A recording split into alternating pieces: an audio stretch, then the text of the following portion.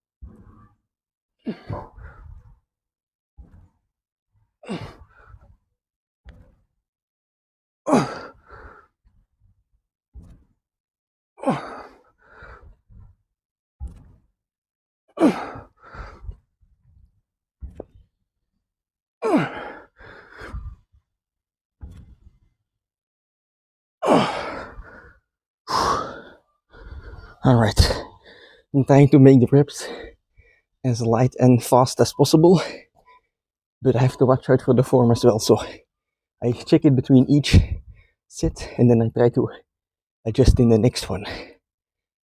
3 more sets. I already feel the burn.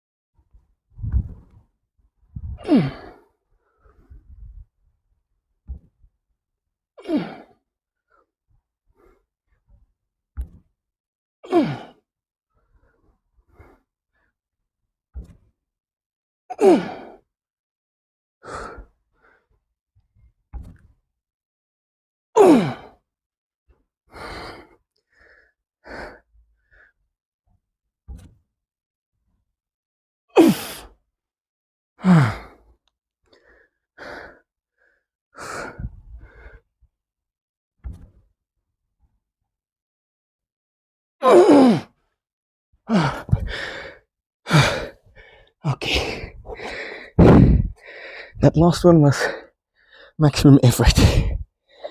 Holy shit. Okay, so that was some crazy fucking hamstring training. Like, my my hamstrings were pumped to shit, and even like my thighs. I don't know how that happens, but the Nordic roll. I've said it before, and I'll say it again. It's such a good exercise, and it's so underrated. I mean, I don't think a lot of people do it because it's so hard to just unlock your first rep. But once you get the Nordic roll right, and you practice it, and you get stronger, I mean, your hamstrings, your entire posterior chain, basically gets bulletproof. Like if you can do this, it's such an amazing feeling. And I mentioned this before as well, but because it's so underrated, because there is not much popularity of this Nordic curl, you can explore however much you want, right? There is no like specific world record for a 1 rep max or something.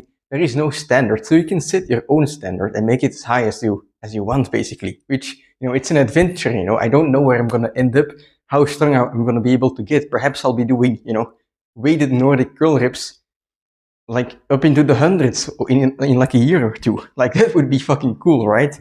But anyway, now I'm gonna do some pistol squats. 5 sets of 3 reps, which is the exact same sets and reps as last time, but I'm gonna add a little bit more weight. So this is my warm-up weight, 30 kilos, and then I'm gonna move to 40 kilos, which is 4 kilos heavier than last time. So, repetitive training, right? I mean, especially the pistol squats, it's just the same movement over and over and over and over again. And it might seem boring to some of you, but that's how you get strong. You do something over and over and over again. You don't play the piano by, practicing the violin once in a while. You just have to do the same shit over and over. Have your body adapt to all the movement patterns and everything you have to think about. Like make it your own. Make it like fucking Ultra Instinct, right? Goku. Make your body move on its own. And the repetition might be boring to some of you, but the last thing I'm gonna do is change my training to make it interesting for you guys. I'm sorry. I'm just gonna, this channel is just showing my way to being the ultimate horsecock specimen, right? I just want to be as strong as possible, and I'm gonna do whatever it takes to do that. And repetition is a big part of that as well. So yes, sometimes the training is repetitive, but even in the repetition, right? It's never exactly the same, because every time you do the same movement, you get a little stronger or you get a new insight. And the next time you do it, you take the lessons learned, you take the new strength and you apply it, right? And you get a little bit more weight or you get a little bit more reps. And so, yes, it's the same thing over and over again, but at the same time, it's fucking exciting, right? Because you're doing now shit that you weren't able to do like in previous weeks or months, right? Like you're transforming. Like for some reason, you have the same body, you have the same mind, but it's transforming and you're able to do things again, or like new things, which is, I think it's fucking cool. So I don't consider this repetition at all, to be honest. I consider this a fucking journey and I'm enjoying every single bit of it. Now, that's enough yapping. Holy shit, my hay fever is kicking up. So I'm gonna blow my nose first, I'll cut that out. All right, first let's do the warm-up set.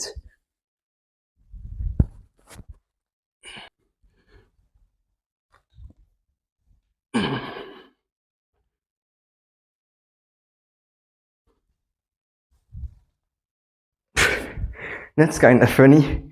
My thighs and my hamstrings are just so bloated that they are kind of getting in the way of the pistol squat, but other than that, this feels fine.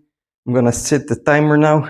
Rest a few minutes and then get into the 5 main sets, 3 reps, 40 kilos. Let's go.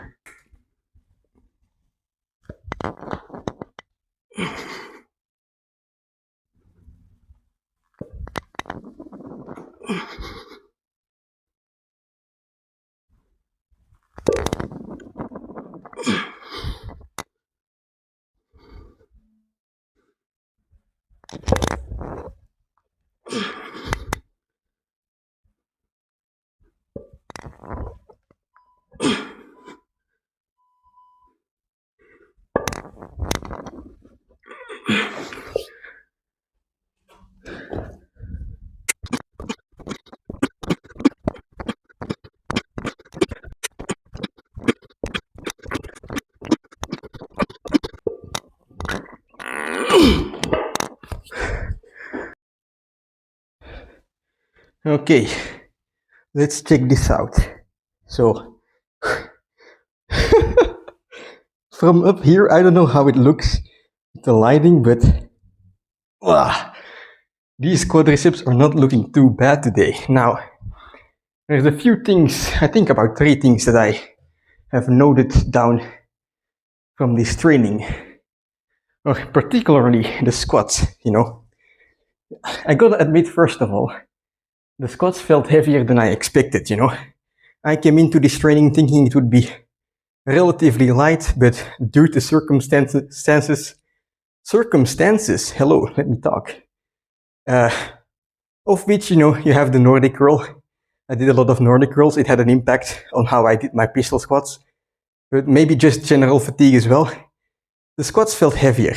However, that being said, the things I noticed from this training is, one, it's a small PR. I've never done 5 sets of 3 reps with 40 kilos, so that's nice. But also, it's a huge mental PR, because today is the first time that I went into a training thinking of squatting 40 kilos for reps and sets as a relatively light session. Sure, it might have felt heavier than expected, but I still did it, right? I came into this not mentally prepared for a heavy session. That has an influence, It's a mindset. If you think, a squat session is going to be fucking difficult, right? You're going to be amped up. You're going to try harder. You have more adrenaline. You're going to be able to push out more power. While if you underestimate the training, you're not prepared. You're not mentally in the zone. You're not able to push out as much power. That's why training is a mindset. But still, I went into this training thinking it was going to be relatively light. Also the part of the problem that it felt heavier than it actually should have. But still, right?